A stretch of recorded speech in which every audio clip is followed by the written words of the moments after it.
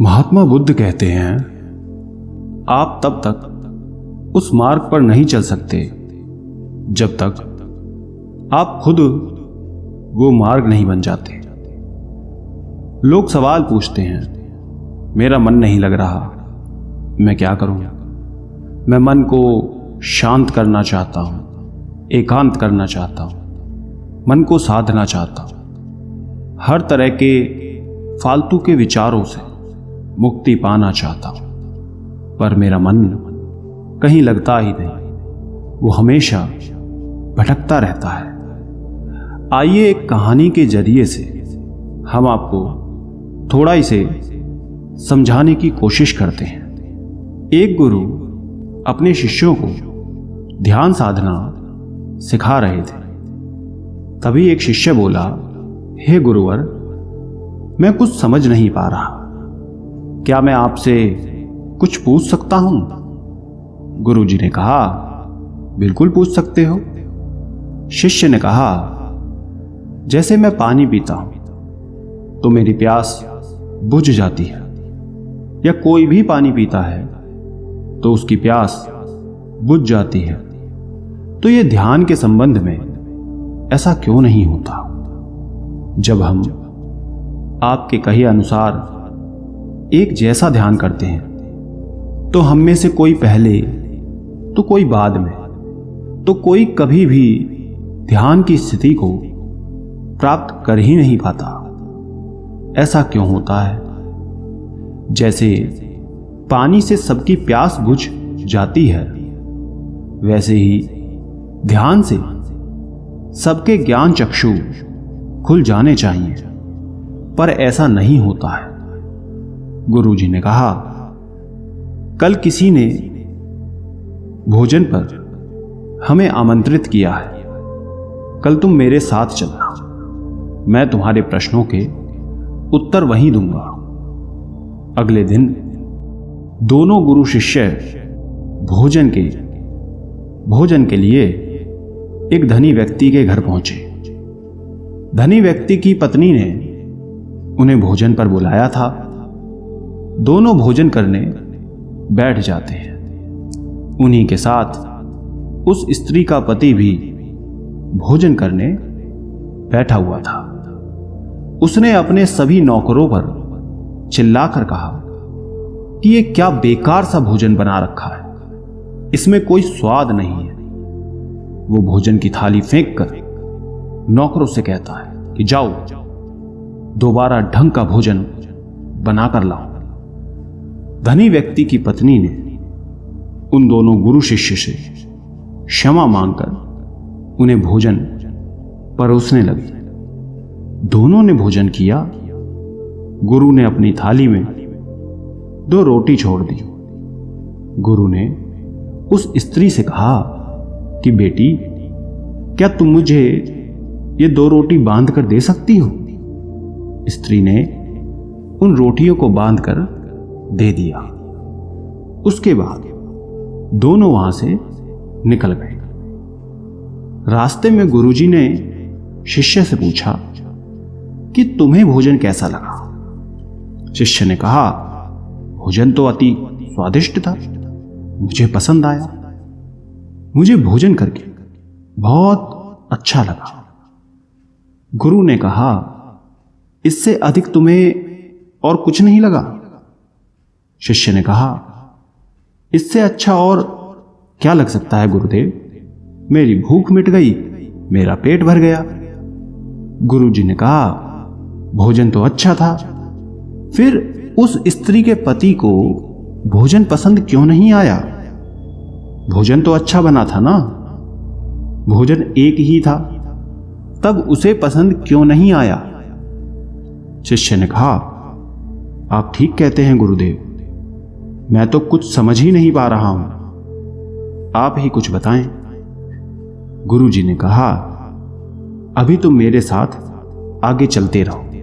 गुरु शिष्य चलते चलते बहुत दूर निकल आए। शिष्य ने गुरुजी से कहा, गुरुदेव, हम हमारे आश्रम के मार्ग पर तो नहीं हैं, फिर हम कहां जा रहे हैं? गुरु ने कहा, बस चलते रहो, बहुत दूर चलने के बाद एक फटेहाल व्यक्ति गुरुजी के सामने आ गया और उनके चरणों में गिर गया और बोला, हे परमात्मा, मेरी मदद करो। मैं 3 दिन से भूखा हूं, मैंने कुछ भी नहीं खाया है। आप कृपया कर मुझे कुछ खाने को दें। गुरुजी ने उस व्यक्ति को एक पेड़ के नीचे बिठाया और उन 2 रोटियों को निकाल कर दिया जो उस महिला ने उन्हें बांध के दी थी। रोटियों को देखते ही उस गरीब व्यक्ति की आंखों में चमक आ गई। उसने तुरंत उन 2 रोटियों को लेकर खा लिया। खाते समय उस व्यक्ति की आंखों से आंसू निकल रहे थे। वो रो रहा था और खाता जा रहा था और हाथ से इशारे कर रहा था, जैसे वो किसी अदृश्य शक्ति को कह रहा हो कि तेरा धन्यवाद इस रोटी के लिए। खाने के बाद उसने गुरुजी को प्रणाम किया और धन्यवाद कहा। गुरुजी ने उस व्यक्ति से पूछा कि भोजन का स्वाद कैसा था। उसने कहा, स्वाद तो कहीं था ही नहीं, केवल जीवन था परमात्मा और ईश्वर था। ये रोटियां नहीं थी, ये तो साक्षात जीवन था। ये कहकर वो व्यक्ति वहां से चला गया। गुरु ने शिष्य से कहा, देखो, भोजन वही था, लेकिन एक व्यक्ति को उसमें स्वाद नहीं आता। तुम्हें उसमें स्वाद आया, तुम्हें भोजन पसंद आता है, लेकिन वहीं एक व्यक्ति को इस भोजन में स्वाद नहीं आता, बल्कि वो इसमें ईश्वर, परमेश्वर और जीवन को देख लेता है। इसी से पता चलता है कि व्यक्ति और भोजन की तृप्ति में भी अंतर है। पहले व्यक्ति की इसमें कोई तृप्ति नहीं होती, तुम्हें थोड़ी तृप्ति होती है, और इस व्यक्ति को अनंत तृप्ति होती है। ऐसा ही ध्यान के संबंध में होता है। जिसको जितनी ज्यादा प्यास होती है वो उतनी ही जल्दी मार्ग बना लेता है। उस शिष्य की जिज्ञासा का समाधान हो गया था, उसके प्रश्नों का उत्तर उसे मिल गया था, लेकिन प्रश्न का उत्तर अभी हमारे नहीं मिला। प्रश्न था, मन क्यों नहीं लगता? दोस्तों, जो लग जाए वो मन नहीं है। मन का स्वभाव ही है भागना। जब हमारे पास कोई चीज अत्यधिक होती है तब मन उससे भागने लगता है। जैसे उस धनी व्यक्ति का मन जो उस भोजन से भाग रहा था, जो उसके लिए आम बात थी। लेकिन जब कोई चीज हमारे पास सीमित मात्रा में होती है और हमें मिल भी जाती है, तब हमारा मन उससे जुड़ा भी रहता है और हम उस चीज की थोड़ी बहुत अहमियत भी रखते हैं। जैसे उस शिष्य का मन जो उस भोजन से थोड़ा बहुत जुड़ा हुआ था, तो उसने उस भोजन के स्वाद को भी जाना। लेकिन जब हमें कोई चीज चाहिए होती है और वो हमारे पास नहीं होती, तो पहले हमारा मन उस चीज के लिए बहुत ललाहित रहता है। वो हर हाल में उसे पा लेना चाहता है। लेकिन जब कोई चीज प्राणों से जुड़ी हो, जैसे कि वो 2 रोटी, और जब बात प्राणों पर आ जाए, तब मन गायब हो जाता है।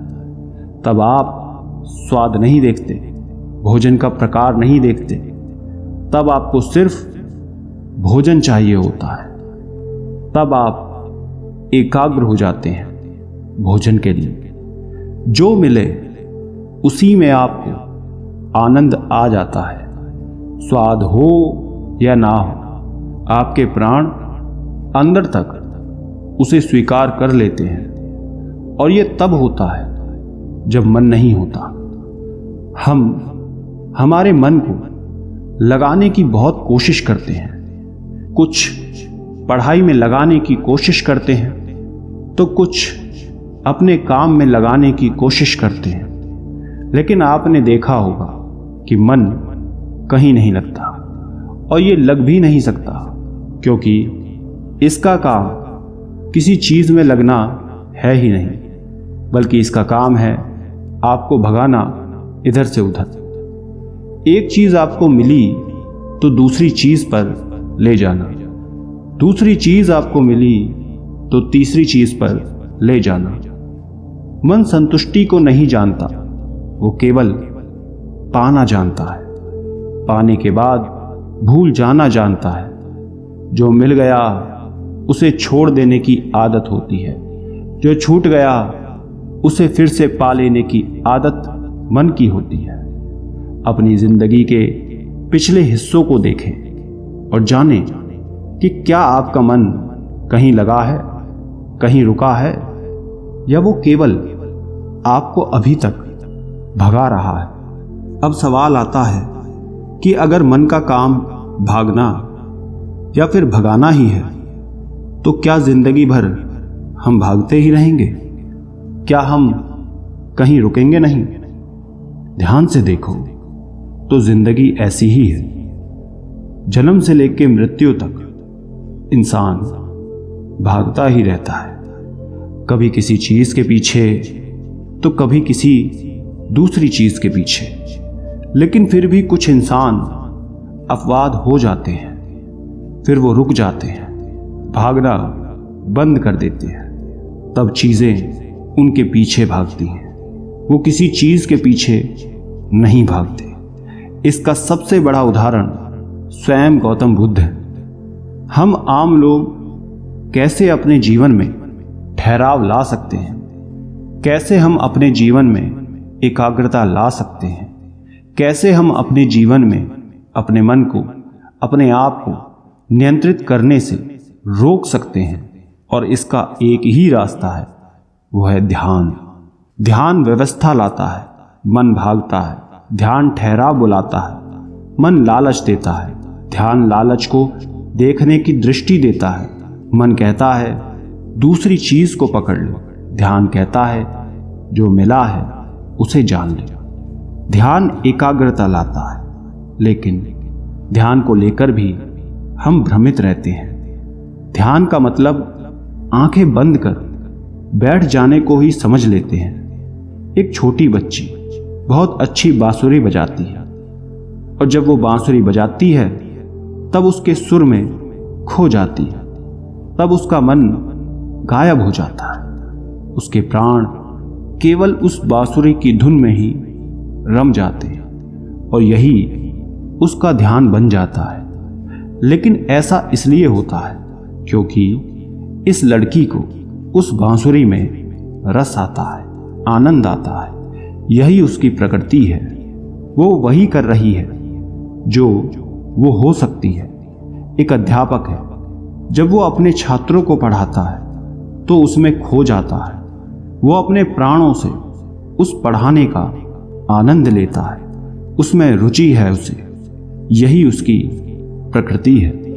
जब वो पढ़ा रहा होता है तब उसके मन में कोई हलचल नहीं होती। वो तब ना तो भूतकाल की बात सोचता है, ना भविष्यकाल के। वो केवल वर्तमान के क्षण में ही रहता है, और यही उसका ध्यान है। जो व्यक्ति जो है, अगर वो वही होने लगे तो उसमें स्वतः से ही ध्यान घटित होने लगता है, वो एकाग्र होने लगता है। लेकिन जब व्यक्ति कुछ होने की कोशिश करता है तो उसका मन हावी होने लगता है, एकाग्रता टूट जाती है, और तब हम भागते रहते हैं। सब कुछ पा लेते हैं, तब भी सोचते हैं कि कुछ रह गया है, और ये अधूरापन कभी पूरा नहीं होता। क्योंकि जो आप हो सकते थे, जो आपकी प्रकृति थी, वो आप नहीं हुए, बाकी सब कुछ हो गए। ऐसे ही आप हमेशा अधूरे रह जाते हैं। तब मन कहीं नहीं लगता। मन की प्रकृति ही लगने की नहीं है। जो लगता है वो एकाग्रता है, वो ध्यान है, और जहां आपको एकाग्रता मिल जाए, समझ लेना वही आपके लिए बना है, जिस पर चलकर आप